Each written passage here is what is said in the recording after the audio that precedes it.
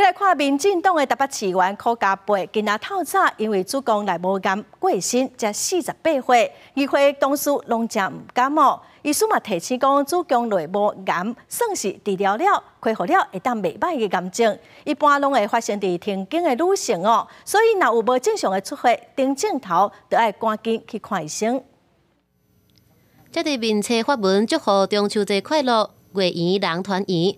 如今却传出悲剧，民进党台北市议员柯家培着癌数个月，18清早是不幸过身，享年48岁。民众拢走去留话致哀。柯家培今年5月份确诊子宫内膜癌，并且伫马偕病院接受治疗。原本规划康复了后，要投入抗癌的公益活动，做志工等等，希望共同推动癌症的防治。不过最近病情却恶化，不幸过身。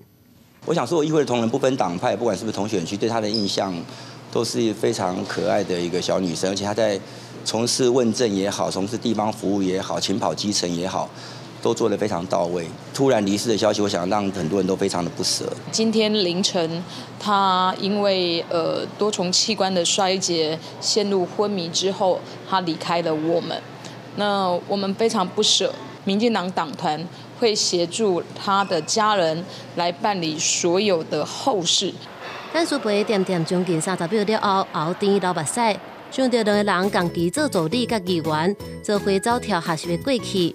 因为柯家培是议会民进党团总调，相关的职务代理部分，跟苏培表示，党团会搁再讨论。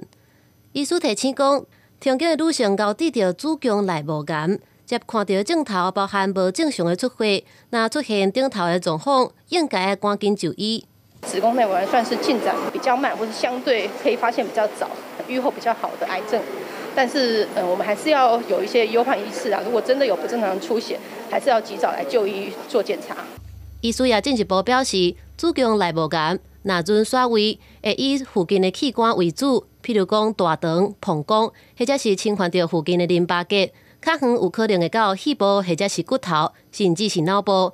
转移治疗以化疗药物为主，也会看情形使用标靶治疗。记者综合报道。